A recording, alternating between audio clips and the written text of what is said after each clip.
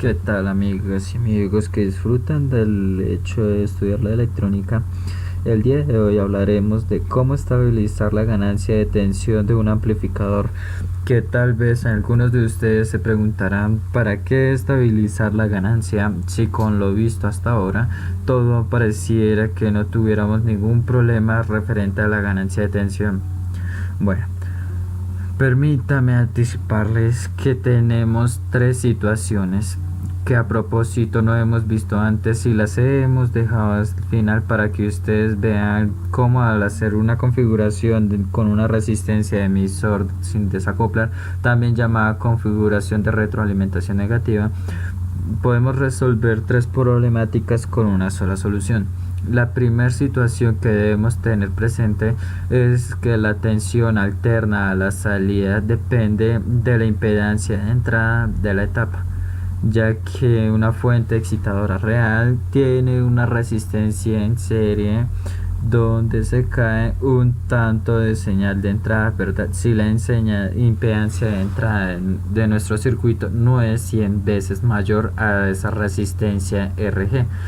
Eso lo vimos en el video anterior. La segunda situación que tenemos es que la no linealidad de la curva del diodo del emisor es el origen de la distorsión de la corriente de emisor para señales grandes. Vean cómo el semiciclo positivo es mayor que el semiciclo negativo. En un video anterior habíamos dicho que si la corriente de emisor no variaba más del 10% que la corriente de polarización del emisor, la distorsión era despreciable. Pero si la señal de origen viene grande, entonces tenemos el problema de distorsión en la corriente de emisor, indeseable en los amplificadores de alta infidelidad. Y la tercera situación se presenta al recordar que el capacitor de desacoplo hace posible una óptima ganancia en el amplificador, pero aún con el puenteo de la resistencia del emisor existe un problema de estabilidad en la ganancia de tensión, porque dicha ganancia depende de la resistencia interna del emisor en alterna. Asimismo, esta resistencia depende de la corriente de polarización de emisor en directa IE, y esta a su vez de la temperatura. Esto hace que la ganancia de tensión sea indeseable con cambios de temperatura, porque cuando R minúscula prima E minúscula se incrementa, la ganancia se reduce y viceversa. En contraparte, sabemos que si en el capacitor del puenteo la ganancia se reduce al máximo, porque la resistencia del emisor queda en serie con esta serie interna del emisor en alterna. Para esta problemática tenemos el escenario cuando la ganancia es óptima. ¿Qué ocurre cuando la resistencia del emisor está en desacoplo total? Y el otro escenario ocurre cuando no hay desacoplo, pero la ganancia es pésima. Entonces nuestro objetivo será eliminar o reducir el efecto que tiene la resistencia minúscula con la temperatura, pero nuestro reto es no reducir al máximo la ganancia. ¿Cómo hacerlo? Vamos a ver si lo logramos. Una alternativa de la configuración común que da solución a estos tres problemas consiste en dejar parte de la resistencia del emisor sin desacoplar. A esta resistencia sin desacoplar RE1 se le denomina resistencia de retroalimentación negativa. ¿Por qué? Porque tendrá una tensión alterna que sabemos que se opone a la ganancia de tensión. Para el análisis de directa, donde los capacitores se consideran abiertos, noten que ambas resistencias RE1 y RE2 están en serie. así que la suma de las dos afectará a la polarización indirecta, y como en alterna los capacitores se consideran cortos, la fórmula de la ganancia de tensión que estaba dada por esta ecuación. Ahora observen cómo queda la resistencia interna del emisor en alterna con la resistencia del emisor RE1. Por lo tanto, solo esta resistencia de retroalimentación afectará la ganancia en alterna. Si estamos sacrificando la ganancia de tensión, es correcto, que seguramente muchos están viendo.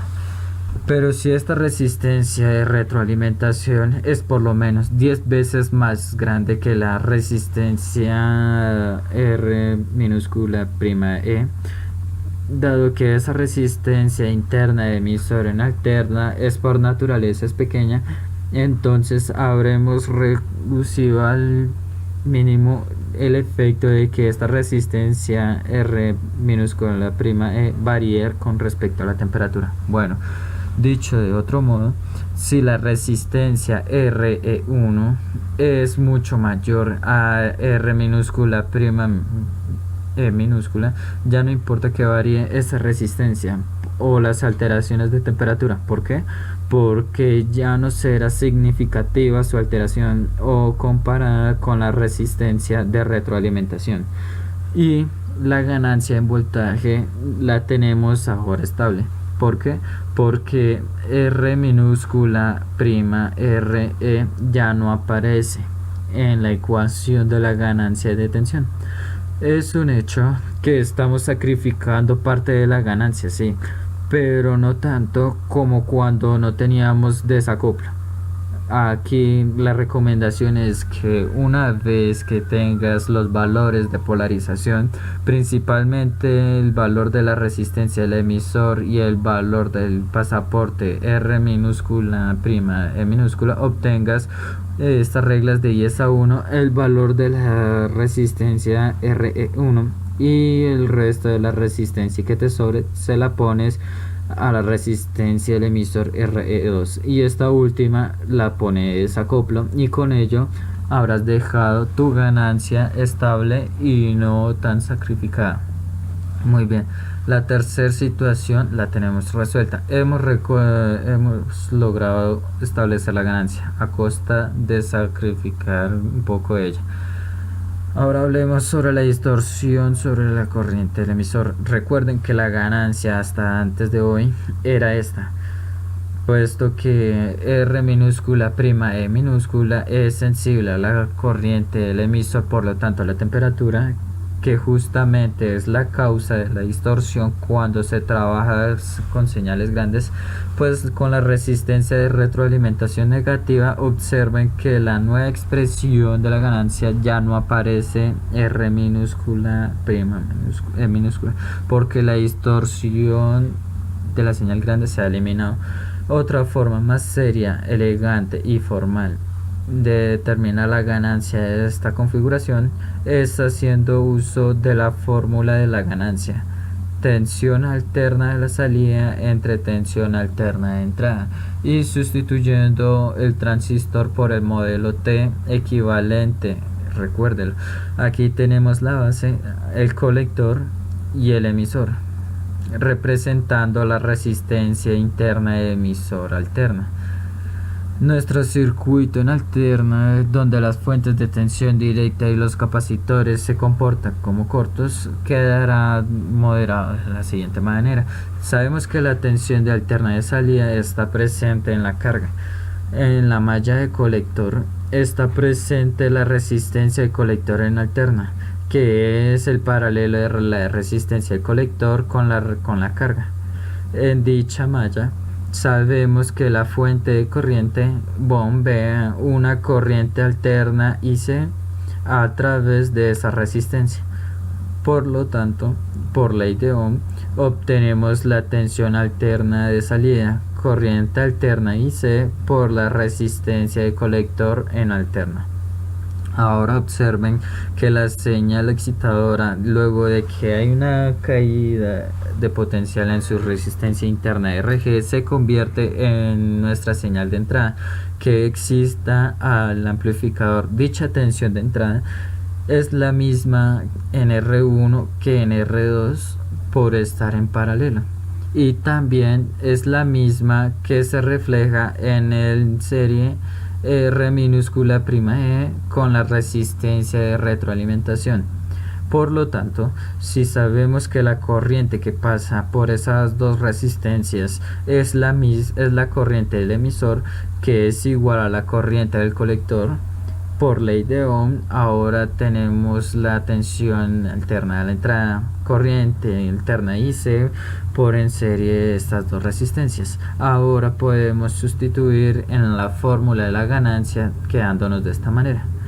Las corrientes de colector se eliminan y nos queda la fórmula estricta, seria y formal, que nos define la ganancia de tensión de un amplificador emisor común con resistencia de retroalimentación negativa RE1 es igual a esto. Y alguien podría decirme, pero no es igual a la ganancia que habíamos visto en las láminas anteriores. Miren, cuando la resistencia de retroalimentación RE1 es mucho mayor que la resistencia interna del emisor alterna, esta ecuación se simplifica como la vimos en la lámina anterior.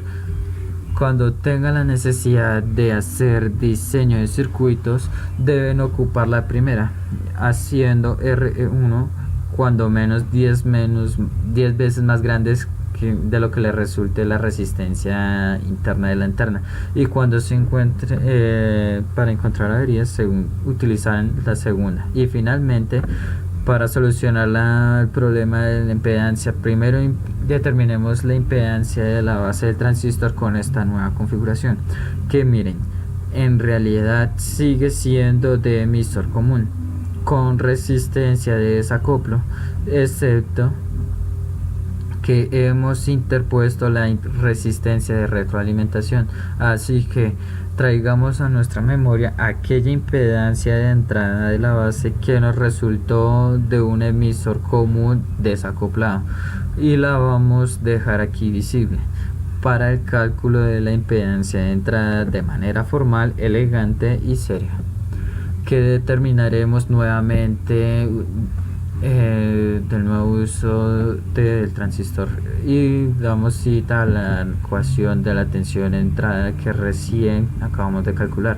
Ahora observen que es fácil obtener la impedancia que se ve desde la entrada de la base, ya que por ley de Ohm esta B es una tensión y una corriente, y la impedancia de entrada de la base queda como la tensión alterna que ve esa impedancia. Vean ustedes que justo es la señal de entrada de la etapa partida por la corriente alterna que ve esa impedancia, que es justo la corriente alterna de la base.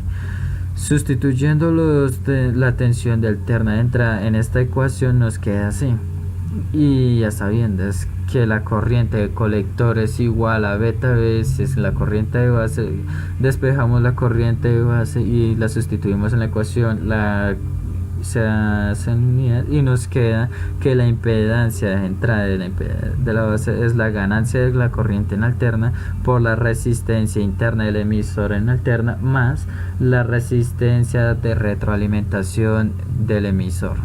Y esta es exactamente la impedancia de entrada de la base del transistor. Esta fórmula es la precisa, la exacta de esta configuración. Y noten de inmediato cómo la impedancia de entrada de la base aumentó con severidad, ya que si hacemos cumplir las reglas de las resistencias de retroalimentación, sea cuando menos 10 veces mayor a la resistencia interna del emisor alterna, que decíamos que esto resulta fácil, entonces prácticamente las variaciones que tiene R minúscula prima E con respecto con la temperatura y distorsión son prácticamente despreciables. Y observen cómo aumentó la impedancia de entrada en esta configuración respecto a la configuración de un emisor común totalmente desacoplado. ¿Por qué? Porque no es lo mismo la ganancia de corriente en alterna por una resistencia pequeña que la ganancia en corriente alterna por una resistencia cuando menos 10 veces más grande, ¿verdad?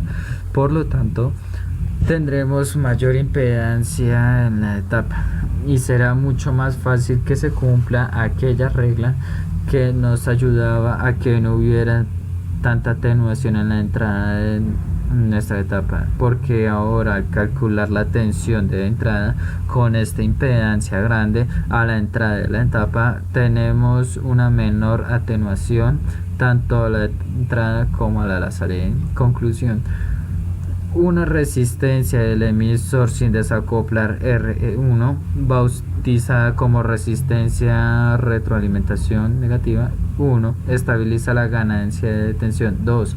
Reduce la distorsión de señales grandes. 3. Aumenta la impedancia de entrada del transistor, por lo tanto de la etapa, y esto último hará que no se atenúe la señal de entrada y por lo tanto de salida. Tenemos una desventaja a cambio de estas tres mejoras, que la ganancia de tensión se ha reducido un poco, insisto, no tan drásticamente como cuando no teníamos desacoplo. Para comprobar lo que hemos dicho, he diseñado un circuito multietapa. Para la primera etapa he considerado un amplificador con desacoplo absoluto, debido a que mi señal excitadora es pequeña. Mire, me estoy imaginando que estoy trayendo 2 milivolts de RMS señal. Hacer esa pequeña señal me conviene que en la primera etapa obtengamos el máximo de ganancia, y eso lo logramos con esta configuración.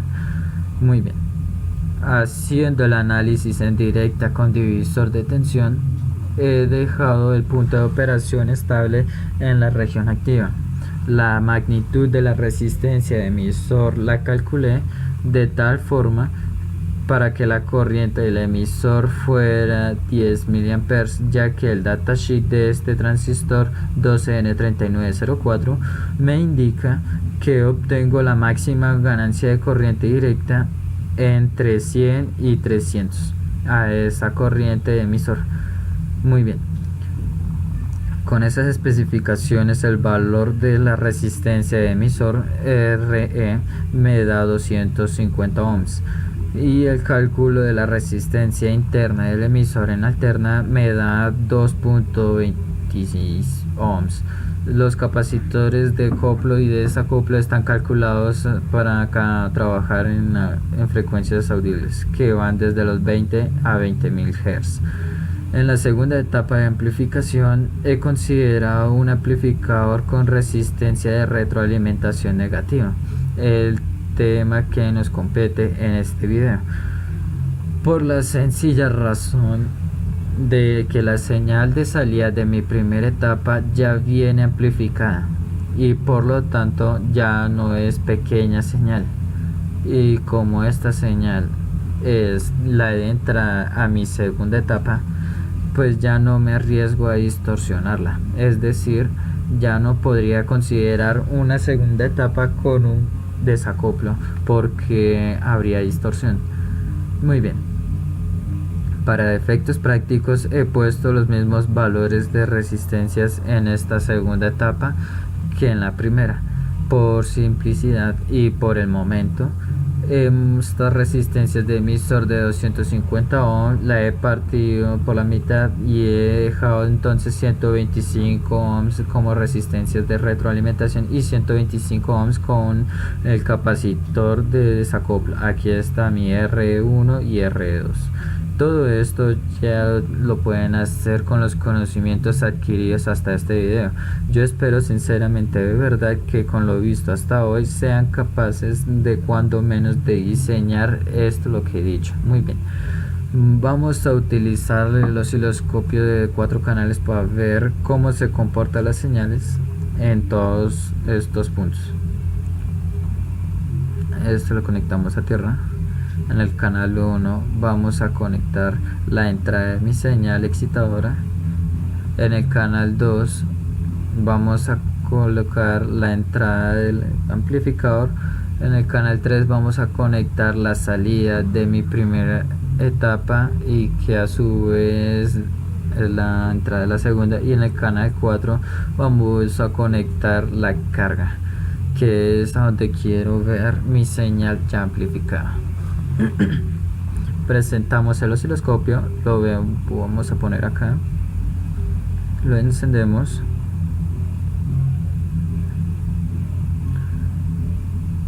Vamos a bajar de contraste y bien, y vamos a encender el circuito. Aquí estoy viendo el canal 1. Como la señal es tan pequeña, traigo 2 milivolts RMS, vamos a ampliar mi margen de visualización del osciloscopio a 2 milivolts por división. La frecuencia que estoy probando es de 1 kHz. Eso hace que mi señal sea muy rápida. Aquí la podemos ver mejor, para asegurarme que traigo 2 milivolts RMS en esta señal.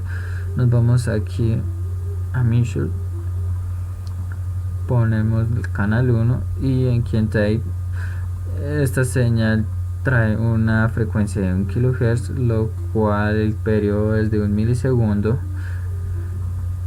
Aquí vemos cómo me está cambiando mi señal alterna. Aquí traigo mi voltaje pico 5.66 milivolts y aquí está 2 milivolts RMS. Como estoy considerando una resistencia interna de mi fuente de 50 ohms, espero que ahí haya una caída de esta señal, y en el canal 2 estaré viendo la señal que excita el amplificador ya atenuada. Aquí está esta. Vea que está montada sobre esta señal de corriente directa debido a que está conectada justo a la corriente directa. La vamos a quitar el componente de corriente directa nada más para ver la señal alterna. Me voy a ir a la misma escala que tenemos en el canal 1, que es de 2 milivolts por división, y ahí se ve ligeramente atenuada. ¿Cuánto? Vamos a Measure, ahora selecciono el canal 2 y vemos la tensión RMS 1.7 milivolts. En realidad no se está cayendo mucho. ¿Por qué? Porque mi resistencia interna y mi fuente excitadora la están considerando muy pequeña.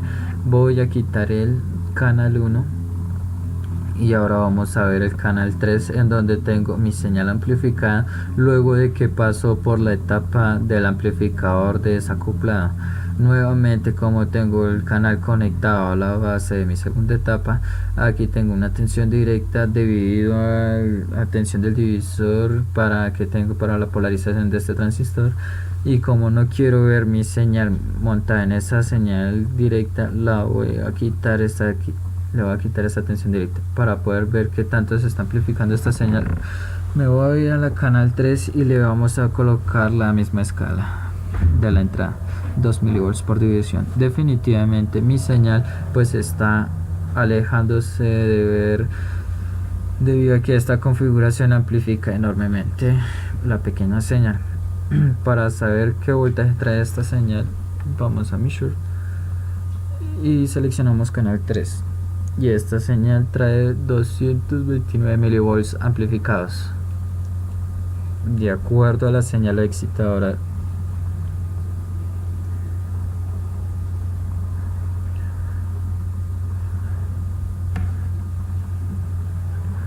Ahora veamos la salida del amplificador, que se encuentra en el canal 4, y miren algo interesante, como la señal de salida ya se encuentra en fase con la señal de entrada.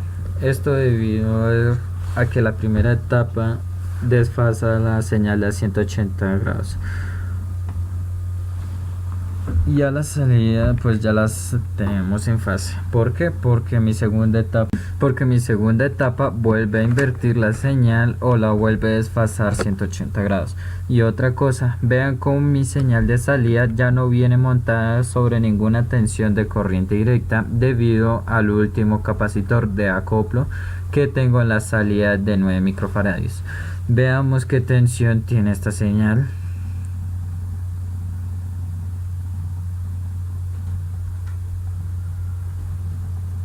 Canal 4. traigo 1.24 volts, que si lo divido entre la señal de entrada, que era 229 milivolts, me da una ganancia de 5.4. Primera conclusión, vean cómo la etapa inicial con capacitor de desacoplo me da una ganancia de 130, y ve que mi segunda etapa, a pesar de tener las mismas resistencias, el mismo transistor, me da una ganancia de 5.4. En realidad sí la estamos sacrificando demasiado, insisto, no tanto como si no tuviéramos desacoplo. Voy a quitar mi señal de entrada de la primera etapa y solamente me va a quedar con la entrada de señal de la segunda etapa y la salida. Vamos a parar el circuito y vamos a quitar el desacoplo. Ahí ya no tenemos el desacoplo, y observen qué es lo que sucede con la señal de salida. Vea cómo se disminuye severamente. Vamos a ver qué voltaje trae esta señal. 634 milivolts, que si lo divido entre 229 milivolts, que es mi señal de entrada, me da una ganancia de 2.7, la mitad de lo que teníamos antes. Con esto estamos demostrando que efectivamente un capacitor de desacoplo en RE2 me disminuye la ganancia, pero no tanto. Vamos a dejarlo como estaba. Y ahora les quiero mostrar el hecho de cómo esta configuración con resistencia de retroalimentación negativa me aumenta la impedancia de entrada.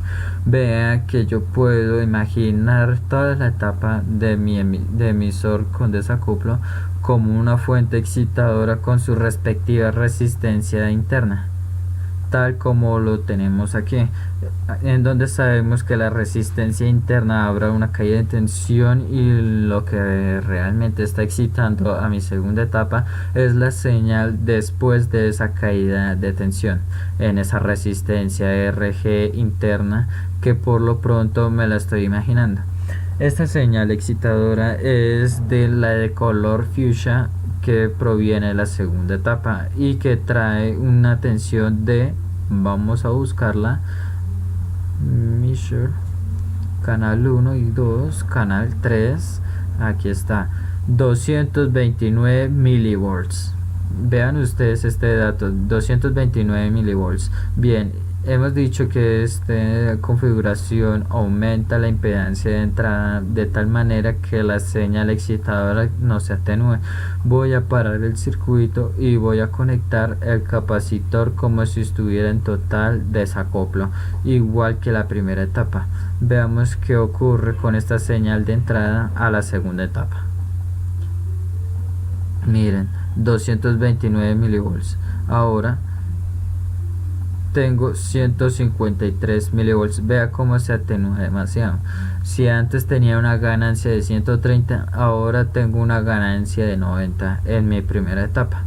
Así que con este hecho estamos demostrando cómo la impedancia de esta configuración aumenta, y por lo tanto la señal de entrada no se atenúa y mi señal de la salida pues tampoco. Y pues aquí alguien me está diciendo, pues miren, la tensión que tenemos a la salida es mayúscula. Claro que sí, es correcto, porque recuerden que un amplificador con la configuración de emisor en desacoplo aumenta la ganancia. Es más, aquí lo podemos ver, canal 4, que es lo que tenemos la salida, casi 8 volts, qué maravilla.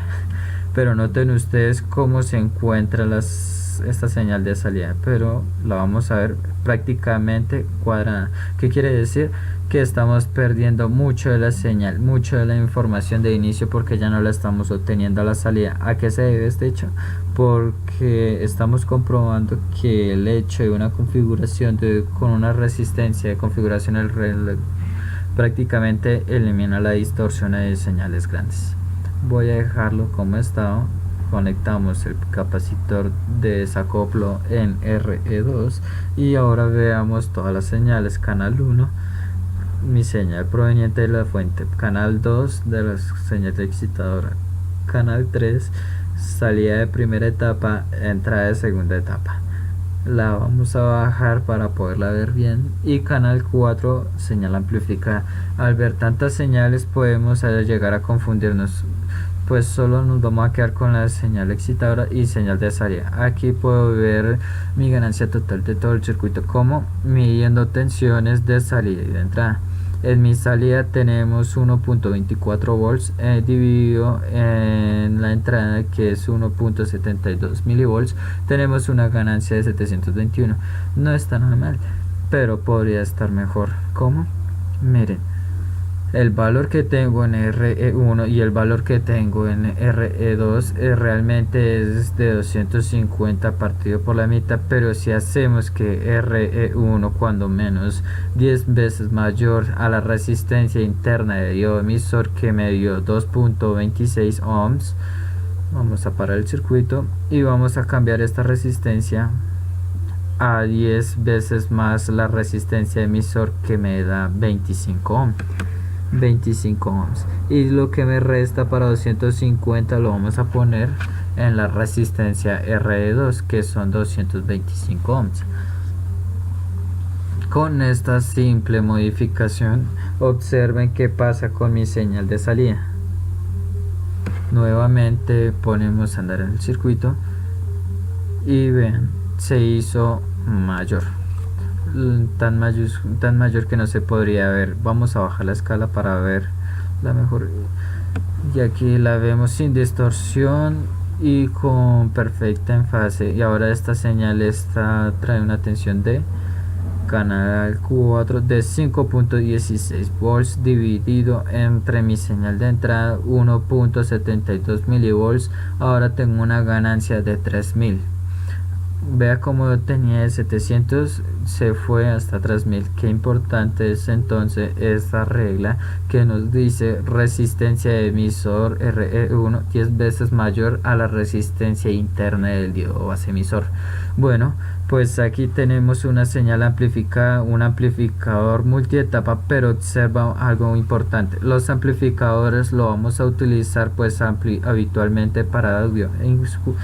Incluso este amplificador está frecuencias audibles. Tenemos una carga al final de 10 kilo ohms. Si mi valor de RMS fuese una señal de extraída de un micrófono, antena o de un reproductor de música que se escucha con audífonos, pues este amplificador pues ya me podría ser útil para reproducir ese sonido en un altavoz, y en ese lugar de esa carga, en vez de esa resistencia, yo podría poner un altavoz. Pero los altavoces tienen unas características muy peculiares. Los altavoces tienen una impedancia muy baja, alrededor de entre 6, 8, 10, 12 ohms cuando mucho. Entonces vamos a imaginar que conectamos un altavoz a este amplificador y no de una impedancia tan baja. Vamos a considerarla de una impedancia de 40 ohms para un altavoz. Pues es demasiado. Vamos a parar el circuito y vamos a cambiar la carga por un altavoz de baja impedancia, digamos que 40 ohms. Y aquí está. Observemos qué ocurre con mi señal de salida. Baja drásticamente.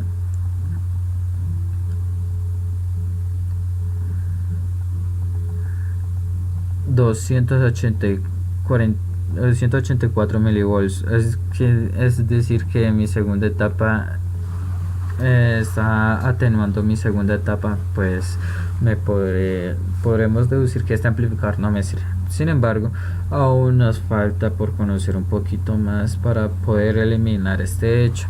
Esta situación era de esperarse porque ahora mi carga es de 40 ohms. El paralelo de la resistencia del colector de 750 ohms que tengo en mi última etapa con esos 40 ohms se aproxima a la resistencia más baja. En este caso, ese paralelo me da 38 ohms. Al reemplazar en la fórmula de ganancia de la segunda etapa, esta resulta en menos de 1, es decir, en vez de amplificar se atenúa. Este efecto algunos los conocen como sobrecarga. Bueno, esta situación puede dar origen a varias conjeturas y les estoy mostrando la antesala de una nueva configuración que se trata del amplificador en colector común, habitualmente llamado también seguidor de emisor y Pardarline. para Darling. No te pierdes los próximos videos donde hablaremos de ellos y que tienen muchos otros atributos muy importantes en la amplificación. Vale, hasta pronto.